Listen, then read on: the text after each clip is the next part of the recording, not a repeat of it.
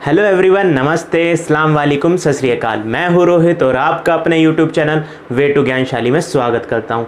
हमने पिछले पार्ट में या पिछले वीडियो में जाना था कि अफ़गानिस्तान का क्या इतिहास रहा है, उसका प्राचीन इतिहास, मध्य इतिहास। फिर हमने देखा था कि अफ़गानिस्तान में कैसे आधुनिक अफ़गानिस्तान की नींव रखी जाती है, अंग्रेज़ों को वहाँ से खदेड़ा जाता है और भारत के साथ इसका संबंध चाहे वो प्राचीन में रहा हो, मध्य में या आधुनिक में, वो सब हमने जाना था।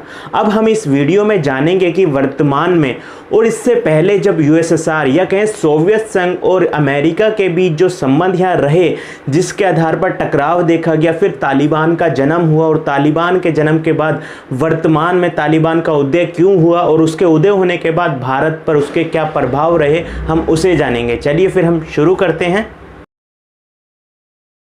हमने पिछली वीडियो में आपको बताया था जो अफ़गानिस्तान है वो एशिया का हर्ट है, हर्ट ऑफ एशिया, यानी कि पूरे एशिया के मध्य में स्थापित है और यहाँ से एक गेटवे निकलता है, कहीं रास्ता निकलता है जो मध्य एशिया को जोड़ता है।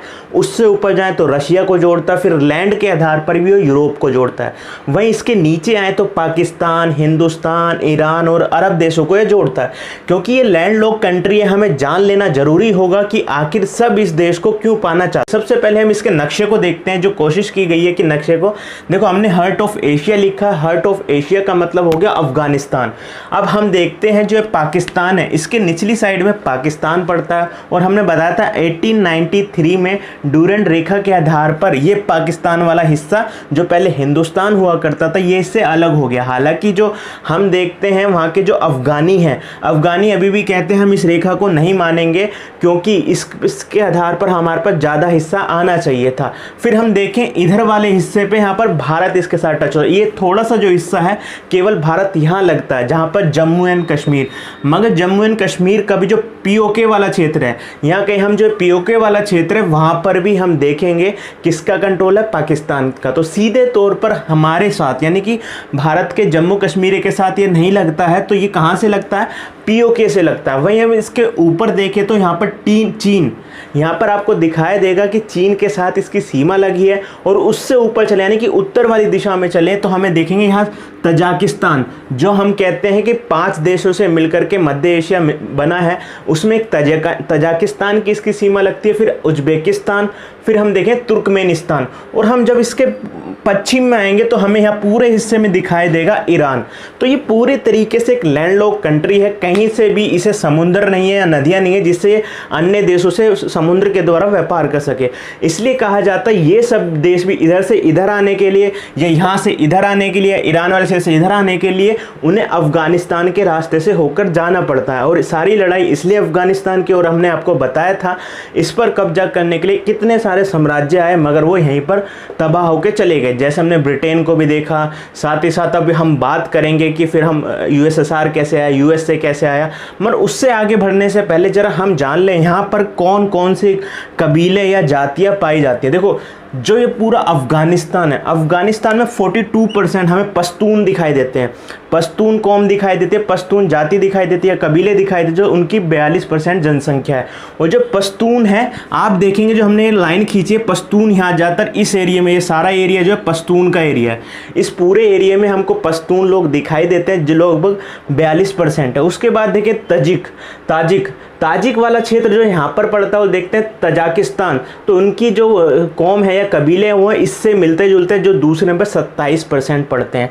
फिर हम कहें हजरा जो ये मिडल वाला भाग है अफगानिस्तान का, मिडल वाले भाग में हजरा कबीले पाए जाते हैं। फिर उज्बेक हम देखते हैं, उज्बेकिस्तान इसके उत्तर में पड़ता है, तो इससे सटा हुआ जो एरिया होगा वहाँ उज्बेक लोग पाए जाते हैं, इनकी जनसंख्या 9% है। फिर है तुर्कमीन हो गए, तुर्कमेनिस्तान वाले लोग हैं, उसके आसपास यहाँ पर आपको देखने के लिए मिल जाएगा तुर्कमीन, ठीक है, ये 4% हो गए। फिर बलूच, देखो बलूच बताने का इसलिए ज़रूरी है क्योंकि ये जो क्षेत्र इतना सा बचा, हमने कहा इससे ऊपर वाले इतने भाग में हमने पश्तून लोगों को बताया, मगर जो छोटा सा हिस्सा अफगानिस्तान में हमने यहाँ पर छोड़ा है, ये वाला हिस्सा, यहाँ पर बलूच लोग रहते हैं। और पाकिस्तान में देखें इतना वाला हिस्सा जो नीचे पाकिस्तान का मैप होगा वहाँ पर बलूच लोग रहते हैं, यानी कि बलूचिस्तान जगह पड़ती है। और बलूचिस्तान में हमेशा से यहाँ पर अलगाववादी आंदोलन चलते बनता है कि पाकिस्तान से हमें अलग किया जाए और पाकिस्तान हमारे ऊपर आरोप लगाता है, यानी कि भारत के ऊपर आरोप लगाता है कि बलूचिस्तान के लोगों को, यानी कि बलूच लोगों को भारत भड़काता है, उन्हें पैसे देता है कि वो यहाँ से आज़ाद हो सके, हमें तोड़ने की कोशिश करता है। हालांकि रियलिटी में ऐसा नहीं है। तो हम मेन बात करेंगे पश्तून। ये पश्तून लोग ही आगे चल करके तालिबान कहलाए। अब जरा हम पाकिस्तान को भी देखते हैं। देखो 42% हिस्सा पश्तूनों का यहाँ पर पाया जाता है और 15% पश्तून कहाँ पर मिलते हैं हमें? पाकिस्तान में। हमने कहा था ना, ये वाला जो हिस्सा आपको दिखाई दे रहा है पश्तून रहते हैं, और देखते हैं नीचे पाकिस्तान लगा है, तो नीचे वाले हिस्से में जो इतना हिस्सा पाकिस्तान का आपको दिखाई देगा मैप में, वहाँ पर आपको पश्तून कौम नज़र आ जाएगी या कहीं कबीले नज़र आ जाएंगे, जो उनके देश में लगभग 15% है। जब यहाँ से तालिबान यहाँ से बनता है तो एक पाकिस्तान में भी तालिबानी संगठन है। ये कहा जाता है जब अमेरिका ने अफगान में एंटर कर करके या अफगानिस्तान में एंट्री कर करके यहाँ पर बमबारी करी, तो वहाँ के जो कुछ तालिबान थे वो पाकिस्तान आकर भाग जाते हैं, पाकिस्तान में आके शरण ले लेते हैं और वहाँ पर पहले से ही पश्तून लोग थे, इनसे घुल मिल जाते हैं। मगर बाद में क्या होता है, 2006-07 में हमें देखने के लिए मिलता है, एक तो अफगान में भी तालिबान देखने के लिए मिलता है, फिर पाकिस्तान वाली क्षेत्र में भी हमें तालिबान देखने के लिए मिलता है। मगर उसकी शाखा को क्या कहा जाता है? तहरीक-ए-तालिबान। तहरीक-ए-तालिबान नाम से 2006 में आतंकी संगठन बनता है और आपको ये चर्चा में हमेशा मिल जाएगा देखने के लिए। पहले जहां पाकिस्तान ने इन्हें शरण दी, साथ ही साथ इन्हें पाला, अब ये इनके लिए ही सरदर्द बन गए। तहरीक-ए-पाकिस्तान। अक्सर जो बड़े बड़े अटैक यहाँ पर होते रहते हैं पाकिस्तान के अंदर, उसके पीछे किसका नाम आता है? तहरीक-ए-पाकिस्तान, तालिबान। आप देखेंगे जो मलाला यूसुफजई का नाम आपने अवश्य ही सुना होगा। ये बच्चों की शिक्षा, स्पेशली महिलाओं की शिक्षा या लड़कियों की शिक्षाओं के लिए काम करती थी। इसके ऊपर इसी तहरीक-ए-तालिबान ने हमला कर दिया था, हालांकि इनके गोली लगने से बच गई थी। फिर हम देखते हैं 2014 में जो सबसे नया था और सबसे सबने ये सुना भी था, अंतर्राष्ट्रीय मीडिया ने इसे कवर किया था। 2014 में पेशावर के एक स्कूल पे हमला हुआ था। पेशावर पाकिस्तान के इस वाले भाग में पड़ता है। पेशावर स्कूल में हमला होता है 2014 में और देखा जाता है कि 200 से अधिक बच्चों की यहाँ पर उनकी गोली मार करके हत्या कर दिया। 200 से अधिक बच्चे। अब देख सकते हैं कितना बड़ा डाटा है। कहाँ तहरीक-ए-तालिबान या कि पाकिस्तान ने अफगानी के तालिबानों को यहाँ शरण दी, बाद में ये खुद ही इसके चुंगल में फंसते जा रहे हैं। इसलिए पेशावर में हमला होता, 200 से अधिक बच्चों की जान चली गई। अभी बच्चों को क्यों टारगेट करते हैं, चाहे ये वाले तालिबान हो चाहे ये वाले तालिबान? ये पूरे तरीके से एक तो आधुनिक शिक्षा के खिलाफ होते हैं, साथ ही साथ शरिया यहाँ लागू करना चाहते हैं, और दूसरी ओर देखें तो इनका मकसद है केवल धार्मिक शिक्षा। और यहाँ पर लड़कियों को शिक्षा देने की पूरी तरीके से मनाही होती है, जो शरिया के आधार पर ये कहते हैं कि शरिया को अपने अनुसार गढ़ते हुए ये कहते हैं कि शरिया ये कहता है कि हमें महिलाओं को या लड़कियों को शिक्षा नहीं देनी है। अब हमने इतना जान लिया कि आखिर ये पश्तून है, अफगानिस्तान में कितने मिलते हैं, फिर पाकिस्तान में कितने मिलते हैं। तालिबान हम देखते हैं अफगानिस्तान में भी है, साथ ही साथ पाकिस्तान में भी है। पाकिस्तान जहाँ पहले इसे पालता था, अब इसके लिए सरदर्द बन चुका है। हमने आपको पिछली वीडियो में बताया था कि ऑपरेशन स्टॉर्म किसके द्वारा चलाया जाता है? यूएसएसआर यानी कि रशिया के द्वारा अफगानिस्तान के अंदर ये ऑपरेशन चलाया जाता है, जो 1979 से 1989 तक रहा। उसमें कई सारे राष्ट्रपति रहे जो किसके समर्थन में बने? रशिया या कहें यूएसएसआर के समर्थन में बने, जैसे नूर तारकी, फिर हमने कारमाल को बताया था, फिर नजीबुल्ला को बताया जो 1986 से 1992 तक बनते नजीबुल्ला। बाद में इन्हें तालिबान लोग हटा देते हैं, उसे अभी बाद में जानेंगे। मगर हम ये देखते हैं यूएसएसआर के अंदर एक नया बदलाव आता है। यूएसएसआर के महासचिव बनते हैं मिखाइल गोर्बाचेव। मिखाइल गोर्बाचेव के द्वारा क्या होता है कि अब यहाँ से अपनी सेना वापसी की ये तैयारी शुरू कर देते हैं, क्योंकि यहाँ पर कई सारे सैनिक अब यूएसएसआर के मारे जाते हैं और यूएसएसआर की आर्थिक कंडीशन भी बिगड़ने लग जाती है। तो क्या होता है, 1988 में समझौता होता है यूएसएसआर के बीच, यूएसए के बीच, पाक के बीच, अफगानिस्तान के बीच, जिसके आधार पर यूएसएसआर बाहर हो जाता है, यानी कि रशिया इस क्षेत्र से बाहर हो जाता है। वो 1989 में इस क्षेत्र से बाहर हो जाता है और 1988 में समझौता होता है। इतना तो जान लिया कि रशिया बाहर हो रहा है। इसके बीच की कहानी हम थोड़ा आगे जानेंगे, मगर ये जानते हैं कि हम पता है कि ये सारा खेल किस लिए हुआ। इसमें यूएसएसआर यूएसएसआर क्यों आया, यूएस से यहाँ क्यों आ गया, उसका सारा रीज़न था कोल्ड वार। हम जरा कोल्ड वार की स्थिति को जानते हैं। 1975 से 1989 के बीच होता क्या है। 1975 के बाद होता क्या है, यूएसएसआर का अफ्रीका पे ज़्यादा से ज़्यादा कंट्रोल होने लगता है, अफ्रीका वाले क्षेत्र पर ज़्यादा से ज़्यादा कंट्रोल होने लगता है। तो यहाँ क्या होता है, अमेरिका अपने आप को कमज़ोर अब साबित होने लग जाता है कि अमेरिका अपने आप को कमज़ोर समझने लगता है। फिर वहीं दूसरी ओर देखें, जो कभी ईरान अमेरिका का दोस्त हुआ करता था, 1979 में ईरान में इस्लामिक क्रांति हो जाती है और इस्लामिक क्रांति का इतना प्रभाव हुआ कि वहाँ से अमेरिका के संबंध इससे ख़राब होने लग जाते हैं। और वर्तमान में भी आप इन व्यक्ति का नाम जरूर सुनते होंगे, आयतुल्लाह खुमानी। तो आयतुल्लाह खुमानी के ही नेतृत्व में 1979 में ईरान में इस्लामिक क्रांति हो जाती है। आपने यहाँ देखा अफ्रीका यहाँ से छूटता जा रहा था यूएसए के द्वारा, क्योंकि अब कंट्रोल किसका बढ़ता जा रहा था, यूएसएसआर का। ईरान यहाँ से निकल गया इनके हाथों से, अब बचा था अफगानिस्तान। तो अफगानिस्तान को तो अब कब्जा करना ही था, क्योंकि ये क्या है, हार्ट ऑफ एशिया है, मिडल वे में रहता है, हमें सभी क्षेत्रों तक जाने में इसमें मदद मिलेगी। फिर क्या होता है, वियतनाम युद्ध। वियतनाम वार जो 20 सालों तक लगभग चला, उसका जो लीडरशिप कर रहे थे हो ची मिन। हो ची मिन और यूएसएसआर में एक समझौता हो जाता है उस 1975 में, जहां पर बिना जीते ही क्या होता है, बिना जीते ही अमेरिका यहां से बाहर हो जाता है। क्योंकि हो ची मिन को समर्थन कौन कर रहा था, रशिया या कहें यूएसएसआर और चाइना, इन दोनों ने मिलकर के हो ची मिन को पूरा समर्थन किया, चाहे वो हथियारों का हो, पैसों का हो। और वहाँ पर यह कहा जाता है कि जापान पे जितने बम नहीं गिराए थे, जब सेकेंड वर्ल्ड वॉर ख़त्म हुआ था, जापान पे अमेरिका ने बम गिराए थे, उससे 4 गुना बम वियतनाम के अंदर अमेरिका ने गिराए थे। इतना सारा पैसा यहाँ खर्च हुआ था, उसके बाद भी इस छोटे से देश से वह मुकाबला नहीं कर पाया था। और अमेरिका को यहाँ पे पूरे हार तो नहीं हुई थी, क्योंकि 1975 में समझौता कर लिया था, मगर हार की कगार पर ही था, इसलिए 1975 में समझौता कर लेता है। जिसके बाद क्या होता है, वह इस क्षेत्र से भी बाहर निकल जाता है। मगर यहाँ पर इतने समय में इसके 50,000 से ज़्यादा सैनिक मर जाते हैं, किसके, अमेरिका के। तो इतना, एक तो बेइज्जती उसकी अफ्रीका में भी हो रही थी,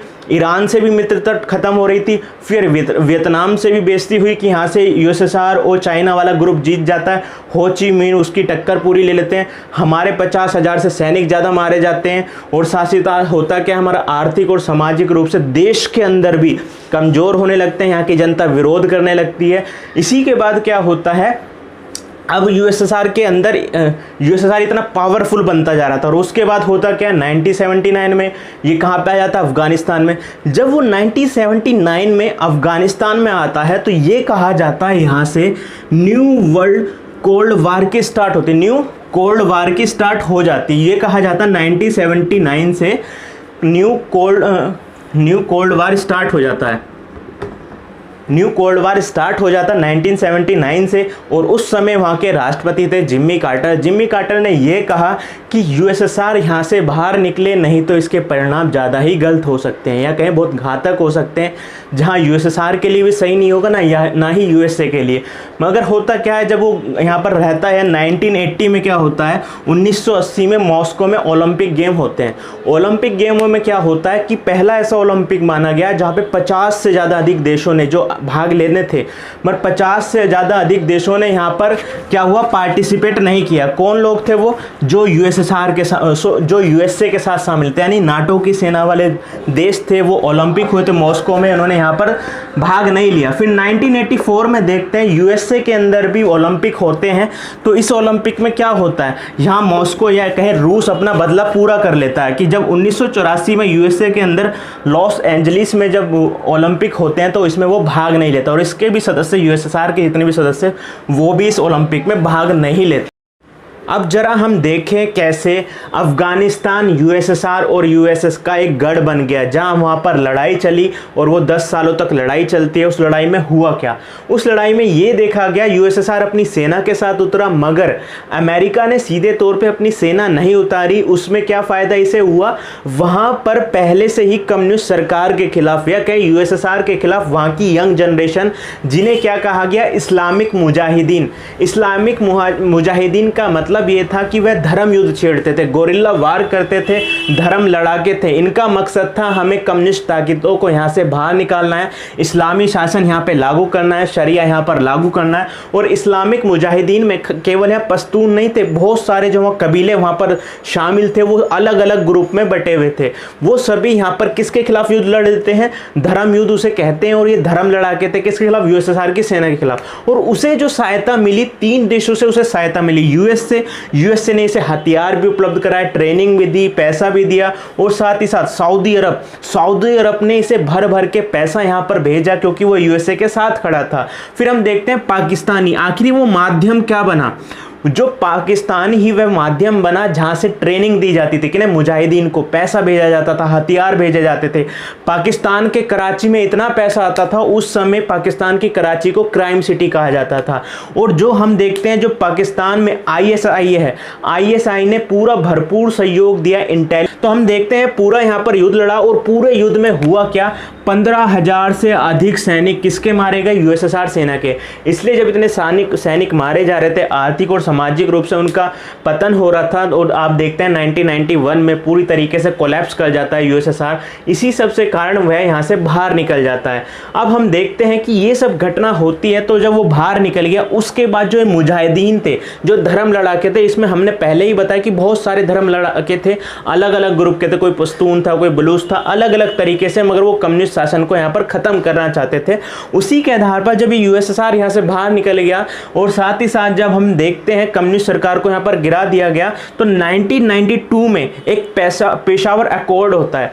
पेशावर अकॉर्ड माना जाता है कि यहाँ पर पावर शेयरिंग हुई, शांतिपूर्ण समझौता हुआ कि हम पावर शेयरिंग करेंगे, एक दूसरे के हाथ में सत्ता सौंपेंगे। कम्युनिस्ट सरकार के बाद इनके हाथों में सत्ता आ जाएगी। और हुआ क्या? इसी के आधार पर 1992 में पेशावर अकॉर्ड के आधार पर क्या होता है? अफगानिस्तान, हमने कहा कि पहले अफगानिस्तान में राजतंत्र था, फिर वो हम देखते हैं दाऊद के समय में क्या बना हो, तो रिपब्लिक ऑफ अफगानिस्तान बना था। अब हम यहाँ देखते हैं वो क्या बन गया, जिसका सपना जाहिर शाह के समय ही सोचा था कि हमें इस्लामिक स्टेट बनाना है, वो कब जा करके बनता? 1992 में। ठीक है, इस्लामिक स्टेट ऑफ अफगानिस्तान यहाँ पर इसका नाम पड़ जाता है। मगर होता क्या है, जब यहाँ पर हम देखते हैं मुजाहिदीन, कई सारे धर्म लड़ाके थे जो अलग अलग कबीले से संबंध लगते थे। अब इनमें आपस में ही लड़ाइयाँ होने लगी कि हमें सत्ता चाहिए, हम सत्ता पे रहेंगे, हमारे अधिकार ज़्यादा चलेंगे, हम अपने अनुसार नीतियाँ बनाएंगे, आर्थिक या सामाजिक धार्मिक नीति हम अपने अकॉर्डिंग लड़ाई चालू करेंगे। मैं होता क्या है, इसके आधार पर मुजाहिदीन आपस में ही जुतम पेजारू हो जाते हैं, कहीं आपस में ही लड़ना चालू कर देते हैं। और इसका परिणाम क्या होता है? लगभग 4 सालों तक 1992 से इस पेशावर अकॉर्ड के बाद, जहां शांतिपूर्ण तरीके से समझौता किया गया था, पावर शेयरिंग की बात करी थी, सत्ता साझेदारी की बात की गई थी, हिस्सेदारी की बात गई थी, हुआ क्या? 1992 से 96 तक, यानी कि 4 सालों में यहाँ पे सिविल वार छिड़ जाता है, कि गृह युद्ध हो जाता है।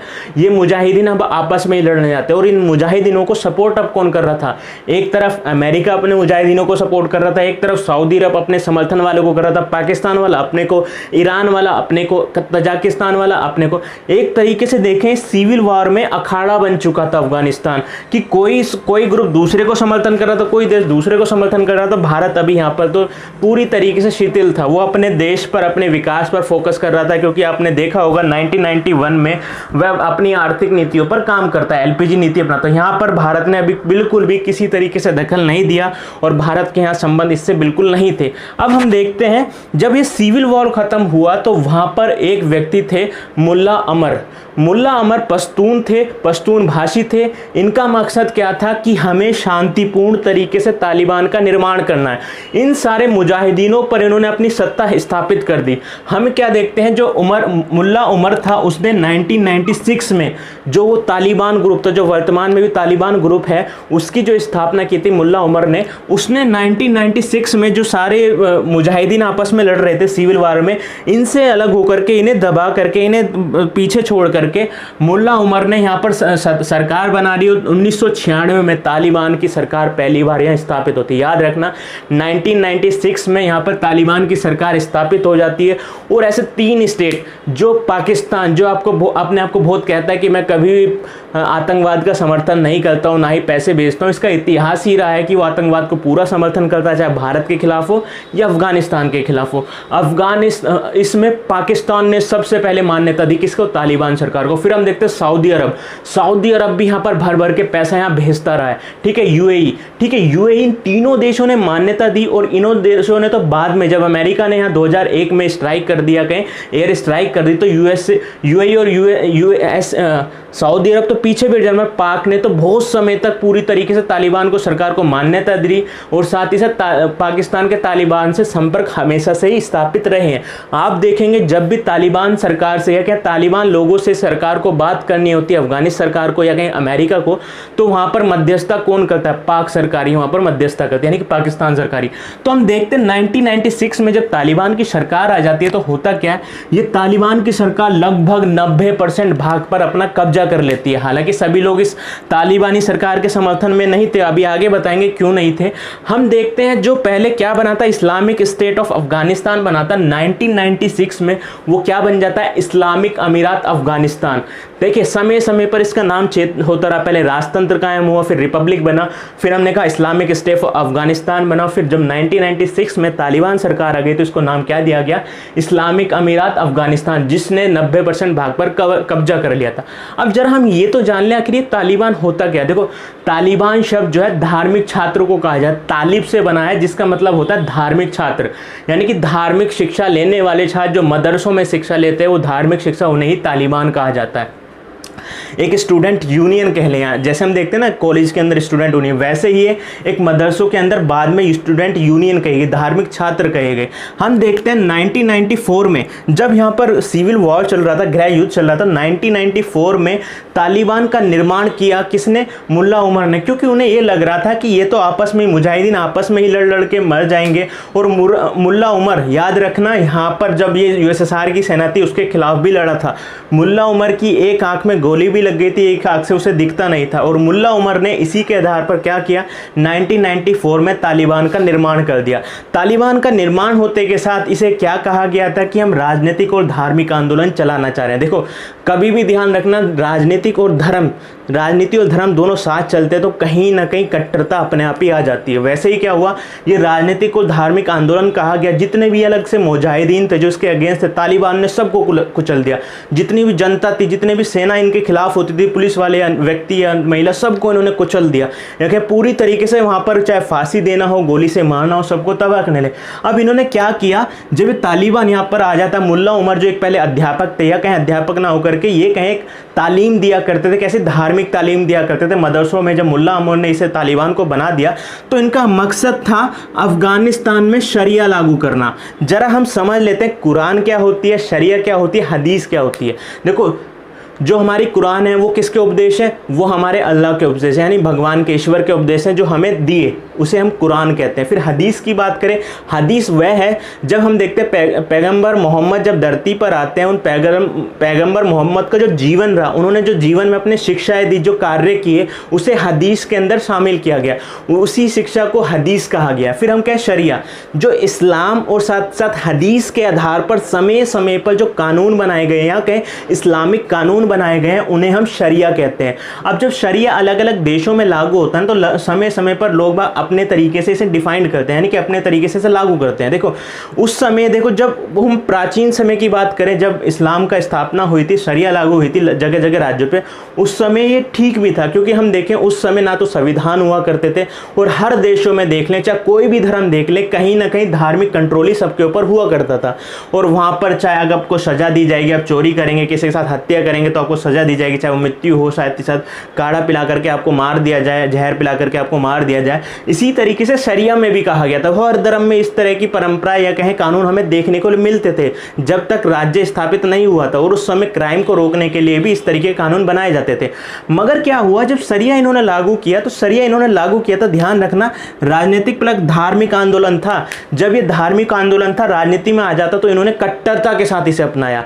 जो भी इनके अगेंस्ट है उन्हें शरिया दे दी गई, चाहे वो महिलाओं की शिक्षा की बात, तो लड़कियों को 10 साल से ऊपर की लड़कियों को शिक्षा नहीं देते थे, महिलाएं डॉक्टर के पास नहीं जा सकती थी, कैसे पुरुष डॉक्टर के पास नहीं जा सकते, पूरी तरीके से बुरखे में उन्हें रहना पड़ता था, जो पुरुष होते थे उन्हें दाढ़ी रखना होता था, शिक्षा वहाँ पर धार्मिक शिक्षा दी जाती थी, साथ ही साथ महिला घर से बाहर नहीं निकल सकती थी, महिला ये कहीं कि खिड़की से भी वो महिला झांक नहीं सकती थी। इस तरीके के कट्टर कानून बनाए थे इन्होंने। अगर इनका कोई पालन नहीं करता था, इनके कानूनों को, जो शरिया को अलग तरीके से लागू करना चाहते थे, शरिया को लागू किस तरीके से करना चाहते, ये इस तरीके से करना चाहते थे कि अपनी सत्ता स्थापित कर सके। इन्होंने इसलिए फांसी भी दी, बीच चौराहे पे खड़े होकर के लोगों को गोली से भी उड़ा, चाहे वो महिला हो चाहे कोड़े मारे हो, इस तरीके का इनका शासन रहा। इसलिए यहाँ की जनता पहले जो मुल्ला उमर का समर्थन करती थी कि जो मुजाहिदीन आपस में लड़ रहे थे, सिविल वार हो रहा था, उससे छुटकारा पाने के मुल्ला उमर को जो उन्होंने समर्थन दिया, तालिबान को समर्थन दिया, अब वो उससे पछता रहे थे। इसके बाद घटना क्या होती है, यहाँ पर देखो अमेरिका यहाँ से निकल गया था क्योंकि कोल्ड वार समाप्त हो गया था, वो अपनी तरफ एकमात्र शक्ति अमेरिका बन चुका था, यूएसएसआर कोलैप्स होकर के क्या बन गया था, रशिया बन गया था। ठीक है, अब हम देखते हैं कि अमेरिका का यहाँ पे कोई भी हस्तक्षेप नहीं रहा था, मगर होता क्या है, एक 9/11 की घटना होती है। सितंबर 2001 में 11 सितंबर 2001 में एक घटना घटती है जिसे क्या कहा जाता है, 9/11 की घटना। इसमें क्या होती है, वर्ल्ड ट्रेड सेंटर में अमेरिका में कुछ अलकायदा के आतंकवादी, जिसमें ओसामा बिन लादेन भी इसका मास्टरमाइंड माना जाता है, इन्होंने क्या किया कि वहाँ पर जो हवाई जहाज होते थे जो उनको सीधे बिल्डिंगों से, वर्ल्ड ट्रेड ऑर्गेनाइजेशन की बिल्डिंगों से टकरा दिया, और साथ ही साथ पेंटागन में जाकर के इनके हवाई जहाज गिर जाता है, जिससे क्या होता है, लगभग 3000 से ज़्यादा वहाँ के लोगों की मृत्यु हो जाती है, और साथ ही साथ उन्हें आर्थिक और सामाजिक हानि होती ही है। साथ ही साथ हम देखते हैं जब यूएसएसआर कोलैप्स हो गया तो एकमात्र शक्ति अब कौन बचा था, यूएसए। तो यहाँ पर अलकायदा ने और ओसामा बिन लादेन ने क्या कर दी, सीधे टक्कर किसको दे दी थी, अमेरिका को। अब ये कहें कि जो अलकायदा था, ओसामा बिन लादेन था, जो पहले किसने पाले थे, वो पहले पाले थे हमारे यूएसए ने ही। ठीक है, ये सब यूएसए ने ही वाला, तालिबान को शरण दी, मुजाहिदीनों को शरण किसने दी थी, यूएसए ने ही, सऊदी अरब ने, सारे पाकिस्तान ने पूरा सपोर्ट किया था। अब इन्होंने गलती क्या कर दी, यहाँ पर सीधे तौर पर अमेरिका के, जो उनके पिताजी कह सकते हैं एक तरीके, जो जिन्होंने पाल पोस के बड़ा किया, उसके खिलाफ ही चले गए। अब हम देखते क्या है, जॉर्ज डब्ल्यू बुश उस समय के जो राष्ट्रपति थे 2001 में, जॉर्ज डब्ल्यू बुश ने क्या किया, पहले तो इन्हें कहा, जो तालिबान की यहाँ पर सरकार थी, यहाँ पे मुल्ला उमर की सरकार थी, इनके समर्थकों की सरकार थी, उनसे कहा बेशक आप अपने देश में कुछ भी करें, मगर हमें अलकायदा जो इसके जुड़े हुए मास्टरमाइंड थे ओसामा बिन लादेन को हमारे शरण में दे दे, क्योंकि ये पूरे हमला वगैरह कर करके कहाँ छुप गए थे, अफगानिस्तान में, तालिबान वाले क्षेत्रों में। अमेरिका ने पूरी तरीके से कहा कि आप हमें इन्हें सौंप दें, हम आपसे कुछ नहीं मांगते, ना ही हम आपको हमला करेंगे, कुछ नहीं। मगर तालिबान की अकड़ ये थी, वो इतना अकड़ में हो गया, जहाँ तालिबान को पहले पाला था किसने, अमेरिका ने, अब वो उसको ही आंख दिखाने लगा, तो वह इन्हें नहीं सौंपता, अलकायदा और इससे जुड़े हुए आतंकवादी जैसे ओसामा बिन लादेन को नहीं सौंपता है। इसी खुंदक में आकर के क्या करता है, क्योंकि ये पहला ऑपरेशन था, या कहें पहला ऑपरेशन कहा गया, जिसके द्वारा क्या हुआ, पूरी दुनिया को अमेरिका ने कोल्ड वार के बाद अपनी ताकत दिखाई। और याद रखने, सैमुअल हंटिंगटन की बात हमने की थी, क्लैश ऑफ सिविलाइजेशन में हमने बताया था कि कई 8 जो है संस्कृति होगी आपस में धार्मिक पहचान के लिए आपस में लड़ेंगी, तो वेस्टर्न पहचान यहाँ पर जुड़ी थी, वेस्टर्न कल्चर यहाँ पर जुड़ा था, और यहाँ पे इस्लामिक कल्चर जुड़ा था। वो कहें ये आतंकवादी थे जो इस्लाम का गलत तरीके से प्रचार करते थे। इसी के आधार पर जॉर्ज डब्ल्यू बुश ने 2001 में क्या किया, ऑपरेशन एंड्योरिंग फ्रीडम चालू कर दिया। 2001 में चालू होता है। इसमें कहा गया जो हमारे साथ होगा, पूरे वर्ल्ड को इन्होंने संकेत दे दिया जॉर्ज डब्ल्यू बुश ने, कि जो हमारे साथ होगा वो हमारा दोस्त होगा, जो हमारे खिलाफ होगा वो हमारा दुश्मन होगा। ठीक है, और साथ ही साथ जॉर्ज डब्ल्यू बुश ने जो अपना भाषण दिया उसमें कहा कि आतंकवाद के विरुद्ध क्या है, विश्वव्यापी युद्ध है, आतंकवाद के विरुद्ध विश्वव्यापी युद्ध है, जो लगभग 3 से 4 सालों तक चलता है। यहाँ पर पूरी तरीके से एयर स्ट्राइक कर दी, पूरे अफगानिस्तान में जो अमेरिका की मिलिट्री घुस जाती है हवाई जहाज़ों के द्वारा, एरोप्लेन के द्वारा, यहाँ पर पूरी एयर स्ट्राइक कर दिया। तो उसके तालिबान के जितने भी जो संगठन थे, इनके लोग छुपे होते थे, वहाँ पर पूरी तरीके से एयर स्ट्राइक की जाती है। मगर होता क्या है, यहाँ पर ओसामा बिन लादेन बच करके कहाँ भाग जाता है, ओसामा बिन लादेन बच करके भाग जाता है पाकिस्तान वाले क्षेत्र में, जहाँ पर हमने बताया था कि वही पाकिस्तान वाला क्षेत्र जहाँ पर पहले से ही पश्तून लोग रहते थे, और पश्तून लोग वहाँ पर भी तालिबान था, जिसमें हमने 2006 में आपको बताया था तहरीक तालिबान बना। वो जो अफगानिस्तान से भाग कर लोग गए थे, चाहे वो अलकायदा के ओसामा बिन लादेन हो, वहीं जा करके छुप गए थे। बाद बाद में ही हमें तहरीक तालिबान देखने के लिए मिलता है। मगर बाद में क्या हुआ, उसामा बिन लादेन को पाकिस्तान में ही किसने, हमारे यूएस से ने इसे मार गिराया था, उसामा बिन लादेन को घर में घुस करके मारा था। ठीक है, तो ये क्या हुआ, ये पूरा ऑपरेशन था। इस ऑपरेशन को 2004 में शांत कर दिया गया। नाटो संगठन ने या नाटो सेना ने पूरे तरीके से तालिबान को यहाँ से सत्ता से भी बाहर कर दिया था, क्योंकि इसने तालिबान ने गलती यही कर दी, जिसने इन्हें पाला था उनकी ही बात इन्होंने नहीं मानी। अगर वो इसे सौंप देते तो इतनी घटना नहीं होती। और तालिबान को अब क्या हुआ, जो 90% भागों पर इन्होंने कब्जा किया था, लगभग सारे भागों पर इसे कब्जे को हटा दिया। मगर यह है कि जो अफगानिस्तान एक कबीले वाला क्षेत्र और ग्रामीण क्षेत्र है, तो पूरी तरीके से उस समय भी वे खत्म नहीं कर पाए थे। तो होता क्या है कि ये तो ऑपरेशन समाप्त कर दिया, इंड्यूरिंग फ्रीडम। अब होता क्या है, क्योंकि दुश्मनी इनसे ले ली थी अमेरिका ने क्या किया कि यहाँ पर सरकार बनाइए, मगर आपकी सेफ्टी कौन रखेगा, यहाँ की सुरक्षा कौन करेगा, आंतरिक और बाहरी सुरक्षा कौन करेगा, अमेरिकी सेना।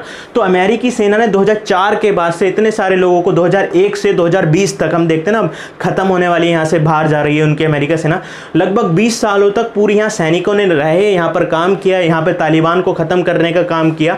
मगर होता क्या है, सत्ता के लिए उन्होंने कहा कि यहाँ के लोग खुद से ही सत्ता संभाले। 2004 में देखने के लिए मिलता है एक लोया जीरगा सम्मेलन होता है। लोया जीरगा सम्मेलन का मतलब ये हुआ, जो वहाँ के अफगानिस्तान के बड़े बड़े लोग थे, नेता लोग थे, उनका सम्मेलन था, जिसे लोया जीरगा सम्मेलन कहा जाता, जो 2004 में होता है। इस सम्मेलन में कहा गया कि अमेरिका का समर्थन तो था ही कि यहाँ पर चुनाव कराए जाएंगे, और चुनाव किस आधार पर, लोकतांत्रिक रूप से चुनाव होंगे। और उस लोकतांत्रिक चुनाव के आधार पर देखा गया कि हामिद करजई राष्ट्रपति बनते हैं। पहली बार ये हुआ कि हम जब 21वीं शताब्दी में प्रवेश किया तो वहाँ पर राष्ट्रपति देखने के लिए मिला, और वो कैसा राष्ट्रपति, उदारवादी राष्ट्रपति था। यहाँ पर कम्युनिस्ट सरकार नहीं थी। अब किसका कंट्रोल था, यूएसए का कंट्रोल था। हामिद करजई राष्ट्रपति बनते